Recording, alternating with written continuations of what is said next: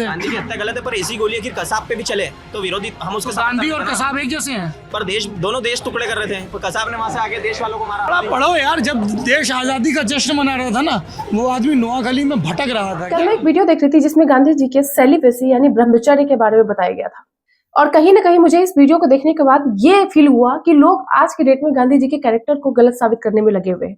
ना जाने क्यों वो इतिहास बदलने की कोशिश कर रहे हैं। जरा अब भी इस वीडियो को देखिए। 77-year-old Gandhiji, and by his side, women as young as 17 and 18. They were asked to do something they did not want to, but could not refuse.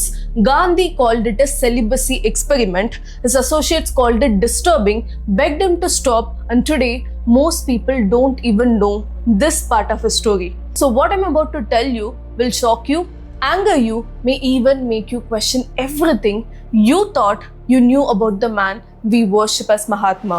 Let me tell you what Mahatma Gandhi was doing, and then you will understand why this is so disturbing. Between 1946 and 47, Gandhi began something he called celibacy experiments with young women. And no, this was not just in theory. He actually started sleeping naked with them, not just in the same room, but in the same bed, without clothes. And yes, we are talking about the same Gandhi who led millions of people against the British, who spoke about women's rights and even said to call women the weakest is a lie. Women is man's superior in moral power. The same man who praised women's strength and equality at the very same time was making young women to take part in something deeply disturbing, something most people have never even heard about. So Gandhi would lie down naked, and these young women too had to remove all their clothes and sleep next to him, not once, not twice, but night after night. And here's the worst part.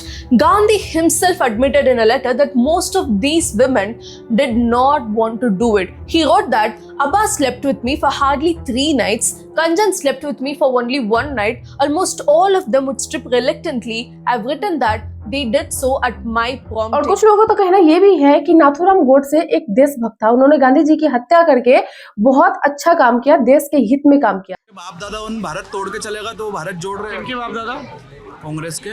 बताओ कौन भारत तोड़ के गया? तो नाम तुम उस time पे नहीं मालूम है। बाकी आप राष्ट्रवादी हो तो आप महात्मा गांधी को नहीं मानते हो? तो जो राष्ट्रहित की बात करते हैं, जो नरेंद्र मोदी के बारे में क्या सोचते हो? अच्छे व्यक्ति है, पर वो तो महात्मा गांधी को बहुत मानते हैं। उनकी इच्छा। तो अगर सिख विरोधी दंगों की हिंसा गलत है तो गांधी की हत्या भी गलत है। गांधी की हत्या गलत है, पर ऐसी गोली अगर कसाब पे भी चले तो विरोधी हम उसके साथ। गांधी और कसाब एक जैसे हैं। पर दोनों देश टुकड़े कर रहे थे, पर कसाब। मुझे ये जानकर के हैरानी होती है कि जो आज की युवा पीढ़ी है, जो सिर्फ मोबाइल देखती है, सोशल मीडिया से इन्फ्लुएंस है, वो कभी ये नहीं जानने की कोशिश करती है कि हमारा देश आजाद कैसे हुआ। जिन्होंने अपनी जान न्यौछावर कर दी अंग्रेजों से देश को आजादी दिलाने में, और जिनके योगदान इतने बड़े बड़े हैं, उन्होंने कभी ये पढ़ने की कोशिश नहीं की कि आखिर उन्होंने हमारे देश के लिए क्या किया। और सिर्फ एक सोशल मीडिया, व्हाट्सएप की यूनिवर्सिटी देख करके वो लोग डिसाइड कर लिए कि महात्मा गांधी देशभक्त नहीं थे, जबकि नाथूराम गोडसे देशभक्त था। इंडिया में आज की डेट में यही चल रहा है कि हम कैसे अपने इतिहास को बदले, मतलब सरकार अपने तरीके से इतिहास को बदलने की कोशिश कर रही है। जो लोग आज की डेट में महात्मा गांधी के कैरेक्टर को गलत बताने की कोशिश कर रहे हैं, वो क्यों नहीं हिस्ट्री पढ़ रहे हैं? आज के डेट में आज और हम इंडिया में रह करके अगर फ्री स्पीच दे रहे हैं ना, गांधी जी के कैरेक्टर को भी गलत बता रहे हैं ना, तो ये भी उनका ही योगदान है कि आप आजाद भारत में बैठे हैं। तो फिर उनके बारे में गलत बोलने वाले आखिर होते कौन हो? कोई भी इंसान धरती पे परिपूर्ण नहीं होता है। गांधी जी ऐसे ही महात्मा या राष्ट्रपिता नहीं कहलाए। कुछ तो जरूर बातें थी। क्या जो महान लीडर थे उस टाइम में, जो महान नेता थे जिन्होंने गांधी जी को महात्मा का दर्जा दिया या गांधी जी को राष्ट्रपिता कहा, क्या वो बेवकूफ थे? आज का टाइम ऐसा आ गया है कि लोग जो अच्छाई करते हैं उसके अच्छाई को देखा नहीं जाता है, लेकिन कहीं से भी उनको भनक लग जाती है कि कुछ उस इंसान में बुराई होगा तो उसके ऊपर वो वीडियो बना करके अपने आप को फेमस करना चाहते हैं। अगर आप सभी लोगों को नहीं पता कि गांधी जी ने हमारे देश के लिए क्या किया है, तो हम आपको आज इस वीडियो में गिनाएंगे। आपको पता है हमारे देश की स्थिति क्या थी जब अंग्रेज हमारे देश में थे? तो लोग अपने ही देश में गुलाम बन करके रह रहे थे, आप सभी जानते हैं। दोस्तों, जब अंग्रेजों का टाइम था तो भारत के लोग ये समझते थे कि गोली और तलवार से हम देश को आजादी दिलाएंगे। तो गांधी जी ही ऐसे इंसान थे जिन्होंने हिंसा को ठुकरा दिया और अहिंसा के रास्ते पे चल करके और अपनी देश की आजादी दिलाने में अपनी पूरी जिंदगी खत्म कर दी। उन्होंने हिंसा से नहीं बल्कि अहिंसा से अपने देश को आजादी दिलाई। क्या हमें ये याद कराने की जरूरत है? उन्होंने कहा कि ना हम गोली चलाएंगे ना तलवार उठाएंगे, सत्य और अहिंसा के दम पे हम अपनी देश को आजाद कराएंगे।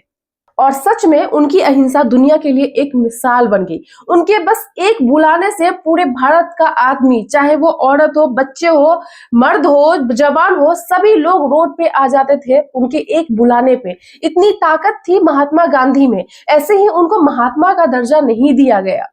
ये बात है 1970 की। इससे पहले 1857 में हमारे देश में स्वतंत्रता की क्रांति छिड़ी थी। उसके बाद 1917 में महात्मा गांधी ने सिर्फ एक बिहार के किसान के बुलाने पे बिहार में वो गए और उन्होंने चंपारण सत्याग्रह शुरू किया।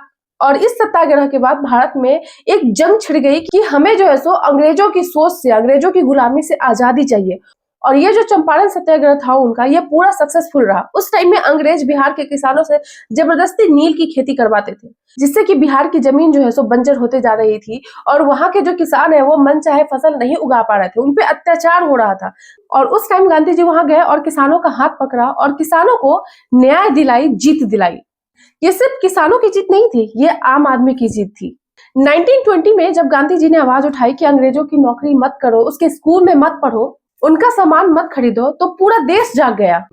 छोटे छोटे गांव से लेकर के बड़े बड़े शहरों तक लोगों ने अंग्रेजी सामान का बहिष्कार किया, अंग्रेजी चीजों का बहिष्कार किया।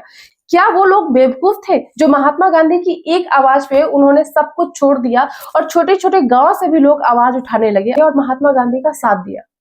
1930 एक छोटा सा नमक जो हर घर में यूज होता है, उस पे भी अंग्रेजी सरकार टैक्स लगाती थी। उसके खिलाफ जब महात्मा गांधी ने आवाज उठाया, जब दांडी यात्रा किया, गांधी जी ने 240 किलोमीटर तक पद यात्रा करके ये साबित किया कि कानून तोड़ना भी एक आंदोलन, एक सत्याग्रह हो सकता है। दांडी से उठी वो लहर इतनी शक्तिशाली थी कि देश के लोग भी ये समझ गए कि ये लड़ाई सिर्फ नेताओं की नहीं, ये लड़ाई हमारी भी है। 1942 quit India movement. Gandhi ji ने एक हुंकार भरी, करो या मरो, और उसी नाम पे देश की पूरी जनता, औरत, बच्चे, जवान, बूढ़े, सभी लोग उस आंदोलन में, उस क्विट इंडिया मूवमेंट में कूद पड़े अपनी देश की आजादी के लिए। तभी अंग्रेज ये समझ गए थे कि अब इंडिया में उनकी दाल नहीं गलेगी और जस्ट उसके 2 साल 3 साल बाद हमारे देश को आजादी मिली। मैं ये नहीं कहती कि सिर्फ अकेले गांधी जी ने देश को आजाद कराया, लेकिन हम उनके योगदानों को नहीं भूल सकते। ऐसे ही लोग उनको महात्मा नहीं कहते थे। जरूर उन्होंने हमारे देश के लिए कुछ ऐसा किया होगा जो किसी ने भी नहीं किया होगा, तभी उनको महात्मा का दर्जा दिया गया, राष्ट्रपिता का दर्जा दिया गया। हमारे देश को आज न कल तो आजादी मिलती ही मिलती, लेकिन इतनी जल्दी मिली उसका भी श्रेय महात्मा गांधी को ही जाता है। लेकिन आज की डेट में कुछ लोग ऐसे हैं जो अपनी हिस्ट्री को बदलने की कोशिश करते हैं, अपने इतिहास को छुपाना चाहते हैं। गांधी जी के किए गए योगदानों को भुला दिया है उन्होंने और सिर्फ गांधी के कैरेक्टर पे उंगली उठाते हैं, गांधी के कैरेक्टर को गलत साबित करने में लगे हुए हैं। गांधी जी को नाथूराम गोडसे ने गोली तो मार दी, लेकिन गांधीवादी जो विचार है, जो विचारधारा है, आज भी हमारे समाज में जीवित है। आज भी हम उन्हें महात्मा की तरह पूछते हैं, आज भी उन्हें हम राष्ट्रपिता कहते हैं। कुछ लोग तो एक वीडियो देख करके ये क्वेश्चन करने लगते हैं कि हमारे जो करेंसी पे महात्मा गांधी का फोटो है वो भी हटा देना चाहिए, गांधी जी उसके हकदार नहीं है। तो उन लोगों को सबसे पहले अपने देश की हिस्ट्री पढ़ने की जरूरत है। और आज जो आप ये सोचने की कोशिश कर रहे हो कि महात्मा गांधी गलत थे, नाथूराम गोडसे देशभक्त था, तो आप जो फ्री स्पीच आज के डेट में दे रहे हो, इसका भी क्रेडिट जो है सो कहीं ना कहीं महात्मा गांधी को ही जाता है कि महात्मा गांधी ने आपको इस लायक बना दिया है कि आप बैठ करके फ्री स्पीच दे रहे हो। तो मैं आज के डेट में उन सभी लोगों को ये बोलना चाहूंगी, जो लोग जिनकी यूनिवर्सिटी व्हाट्सएप और सोशल मीडिया से चलती है, प्लीज हमारी हिस्ट्री को पढ़िए, हमारे जो महान नेता है उनके बारे में पढ़िए।